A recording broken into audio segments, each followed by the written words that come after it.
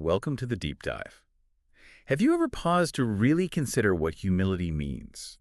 Especially maybe within a Christian framework. Mm, It's a word we hear a lot, but its true power, its significance, sometimes we maybe overlook it. right. So today we're going to explore this, well, essential quality, see how different it is from arrogance, and really understand why cultivating humility can truly change things for you. Yeah, and we'll be drawing from some, really insightful reflections on humility itself. And looking at those surprising ways arrogance can sometimes, like, try to mask itself. It's fascinating. Okay, let's dive in. Exactly. So when we talk about humility, drawing from our sources, we're really looking at a genuine modesty, a real absence of pride Okay. and a sort of clear-eyed understanding of where we have limitations.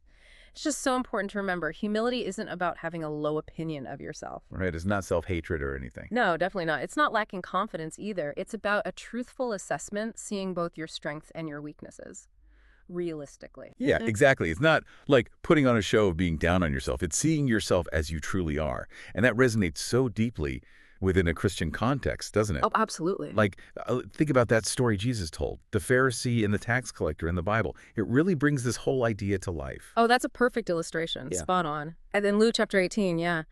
Jesus tells of these two men praying at the temple, Mm-hmm. and the Pharisee, he stands apart praying really loudly about how righteous he is, how he wasn't like other sinners, how he fasted, tithed, everything. Right, basically broadcasting his CV of good deeds. Totally. Clearly had a very, very high opinion of himself. And then, the tax collector. Yeah, the contrast is stark. It really is. He stood way off, wouldn't even lift his eyes to heaven, just beat his chest, saying, God, have mercy on me, a sinner. Wow.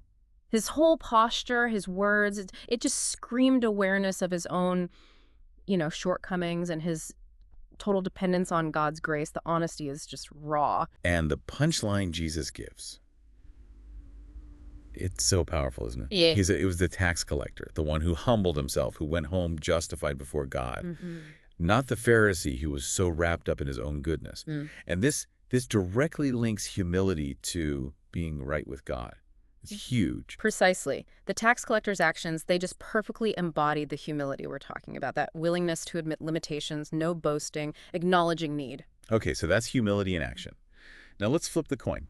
Arrogance. Right. Let's contrast it sharply. Our other source really unpacks arrogance for us. So arrogance, it's the complete opposite, really, Mhm. marked by this, like, inflated sense of self-importance. Yeah, that's a good way to put it. It's that closed-off mindset where you're maybe not really listening because you already think you know best. That feeling of superiority. Definitely. And sometimes even putting others down, to make yourself feel bigger. Yeah, belittling. The source also mentions resisting criticism and this sense of entitlement, like the world owes you something. Yes, exactly. And the difference in outcome is just huge. Humility opens doors, right? Mhm. For growth, for connection. Arrogance, it just builds walls, Yes. isolates, So humble people are learners. Arrogant people think they're done learning. pretty much. Empathy drives humble interactions. Self-centeredness tends to define arrogance. It's a clear divide. But here's where it gets really interesting, a twist that one of our sources digs into. Sometimes what looks like humility on the surface Mm-hmm. can actually be a kind of sneaky hidden arrogance. Ah, yes. This is where it gets really nuanced. And it all comes down to our underlying motivations, doesn't it? Right, seems like it. The source highlights a few ways this can play out. One is what it calls false humility. Someone acts all modest, Yeah. but really deep down, they're just angling for compliments or validation. It's like wearing a humility mask to get attention. Oh, the classic, oh, I'm so terrible at this, just waiting for someone to say, no, you're amazing. We've all seen that, right? Oh, totally. Then there's humility that actually comes from insecurity. Someone might seem overly humble, but it's driven by this deep need for approval from others. Uh-huh. Yeah. And this can sometimes lead to, like, passive-aggressive behavior. They try to get that validation indirectly because they don't feel they can ask for it outright. It's like they put themselves down first so others will rush in and build them back up. Yeah. Interesting. And the last one mentioned was patronizing humility. What's that about?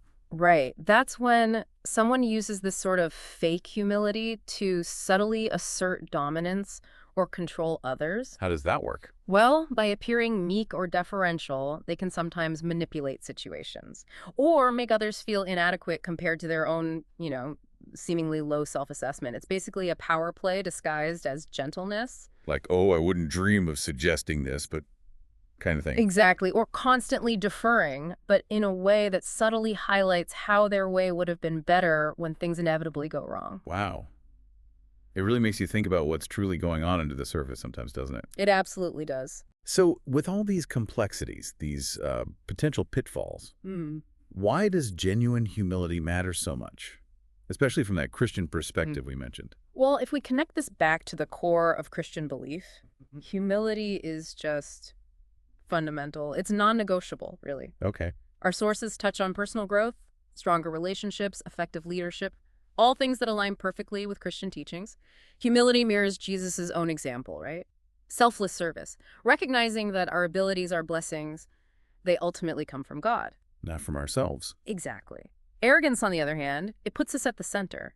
It can totally blind us to our dependence on God and, crucially, our call to serve other people. Right. It's about understanding we're part of something much bigger than just ourselves. And any gifts we have are meant to be used to bless others, not just puff ourselves up. You've got it. So, okay, how do we actually do that? How do we cultivate this genuine humility and, steer clear of those traps of hidden arrogance? Well, the Thing Line source offers some really practical steps. It starts with honest self-awareness, Okay. like looking inward. Yeah. Regularly reflecting on our motivations. Why are we doing what we're doing? Is it truly humble service? Or is there a little bit of craving for praise or control mixed in there? That constant self-check, that sounds vital. It really is. Then there's genuine open-mindedness, being truly willing to hear feedback, to learn from others, even when it's, difficult to hear. Not getting defensive. Right. Authenticity is key, too. Just avoiding that temptation to use humility as a tool, as a way to manipulate or get something. Just be real. Be real. And finally, practicing real empathy. Genuinely trying to put others' needs and perspectives before our own. Not just pretending to, but really doing it. So it seems like this deep dive has shown us humility is way more than just being quiet or saying you're not good at things. Absolutely. It's a truthful grasp of who we are, strengths, weaknesses, the whole picture, without needing to boast or, conversely, put ourselves down artificially. We've seen how it's the polar opposite of arrogance, but also how arrogance can be pretty sneaky sometimes wearing that humility mask. It can be subtle. Ultimately, genuine humility seems essential, especially in a Christian life, for our own growth, our relationships, our whole spiritual journey. Yeah. And maybe this leaves you, the listener, with a crucial question to think about. Take some time, maybe later today, just to reflect on your own motivations, your actions. Are they truly rooted in genuine humility? Or could there be maybe some subtle traces of pride or that desire for recognition influencing how you interact? How can a deeper grasp of what the Bible teaches about humility keep shaping your interactions and, your inner life as you move forward?